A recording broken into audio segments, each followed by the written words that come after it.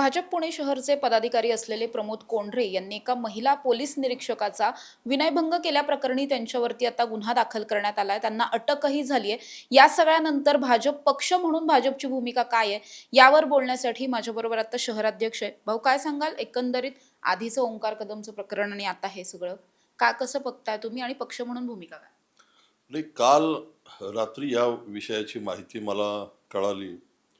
त्यानंतर तातडीने प्रमोद कोंढरेशी या विषयामध्ये संपर्क साधण्याचा मी प्रयत्न केला.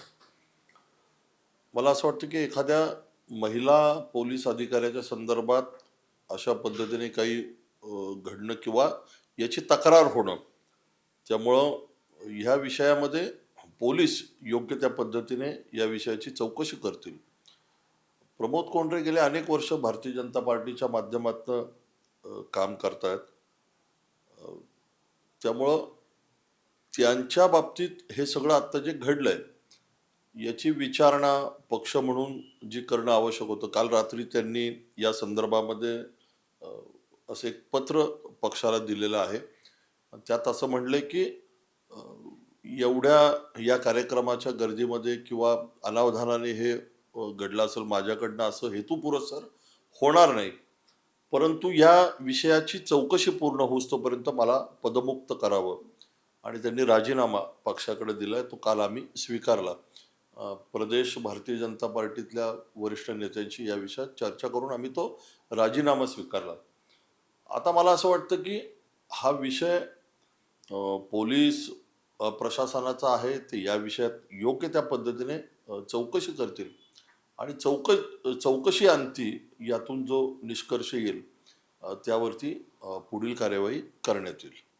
पण भाऊ, आपण एकंदरीत पाहिलं गेल्या काही दिवसांपासून भाजपच्या पदाधिकारी कुठेतरी निगेटिव्ह गोष्टींसाठी चर्चेत येत आहेत किंवा या सगळ्या प्रकरणामुळे स्थानिक स्वराज्य संस्थांच्या निवडणुका तोंडावर असताना पक्ष म्हणून कुठेतरी बॅकफुटला गेल्यासारखं वाटतं. मला असं वाटतं की भाजपा किंवा भाजपाचे कार्यकर्ते आम्ही सर्वजण महिलांच्या विषयामध्ये अत्यंत संवेदनशील आहोत किंवा एक आदबीने महिला कार्यकर्त्यांशी, महिला भगिनींशी हा कायमच वर्तणुकीचा भाग असला पाहिजे. ते संस्कार कायमच आम्ही देण्याचा प्रयत्न करतो. कालच्या ह्या प्रकारामध्ये म्हणजे मी प्रत्यक्ष त्या कार्यक्रमामध्ये नव्हतो, परंतु नेमकं काय घडलं या कार्यक्रमाच्या गर्दीमध्ये याचे पोलिसांचं म्हणणं आहे की काही CCTV फुटेज आहेत आणि ते असतील तर त्याच्या माध्यमातून निश्चित चौकशी झाली पाहिजे. पण पार्टी म्हणून भविष्यामध्ये पुढच्या काळामध्ये आम्ही कार्यकर्त्यांना किंवा पदाधिकाऱ्यांना या संदर्भात योग्य त्या सूचना निश्चित देऊ की अनेक वेळा अनेक ठिकाणी कार्यक्रमाच्या ठिकाणी आपल्या महिला भगिनी असतात, महिला पोलीस अधिकारी असतात, आंदोलनाच्या ठिकाणी महिला पत्रकार असतात, रस्त्यावरून जाणाऱ्या महिला भगिनी असतात. त्यामुळं ही काळजी घेणं हे आपलं कर्तव्य आहे. त्यामुळे त्या पद्धतीने आम्ही योग्य त्या सूचना निश्चित देऊ. पक्षाचे जे जे वरिष्ठ आहेत त्यांच्याकडून सुद्धा आता प्रतिक्रिया समोर येत आहेत. कारवाई पक्षांतर्गत कारवाई असेल किंवा पोलिसांची कारवाई व्हायला हवी असं सगळेच म्हणताना पाहायला मिळतात. तुमच्याशी वरिष्ठांनी कोणी संपर्क केला होता? काही बोलणं झालं? नाही, बोलणं झाल्यानंतरच काल आम्ही प्रमोद कोंढरे यांचा राजीनामा स्वीकारला आणि त्यांनी तो स्वतःहून पक्षाकडे राजीनामा दिलेला आहे. आणि त्यात त्यांनी म्हणलेले की या विषयाची चौकशी होऊन जे काही याच्यातनं निष्कर्ष निघेल, ही चौकशी पूर्ण होईस्तोपर्यंत मला या पदातनं मुक्त करा. माझ्यामुळं पक्षाला किंवा अन्य कोणाला त्रास होऊ नये असं त्यात त्यांनी म्हटलेलं आहे. भाऊ, शेवटचा प्रश्न आहे. अशा घटना पुन्हा कधीही घडू नयेत यासाठी कार्यकर्त्यांना एखादा इशारा, सूचना किंवा काही तंबी देणार आहात का कडक शब्दात? हे सगळ्यांनीच म्हणजे सामाजिक राजकीय जीवनामध्ये काम करत असताना सर्वांनीच याची काळजी घेतली पाहिजे. आपण आपल्या व्यक्तिगत आयुष्यात असो, सार्वजनिक ठिकाणी असो, आपल्या व्यवसायाच्या ठिकाणी, नोकरीच्या ठिकाणी, जिथं जिथं आपल्याला मला असं वाटतं की आपण महिलांच्या संदर्भात योग्य त्या पद्धतीने काळजी घेणं किंवा असे विषय कुठं घडणार नाहीत याची दक्षता घेणं हे आपलं कामच आहे.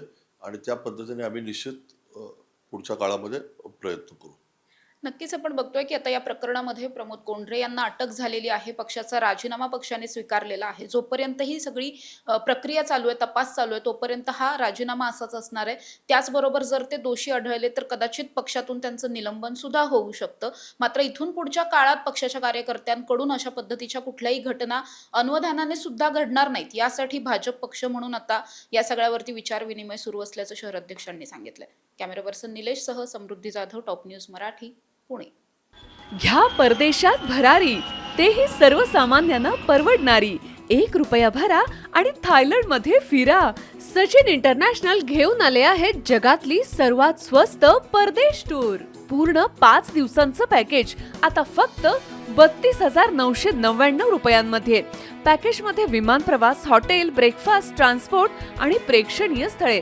सचिन इंटरनॅशनल 18 वर्षांपासून पर्यटन क्षेत्रातील एक विश्वसनीय नाव. सचिन इंटरनॅशनल सोबत मनसोक्त फिरा. संपर्क 7767989898.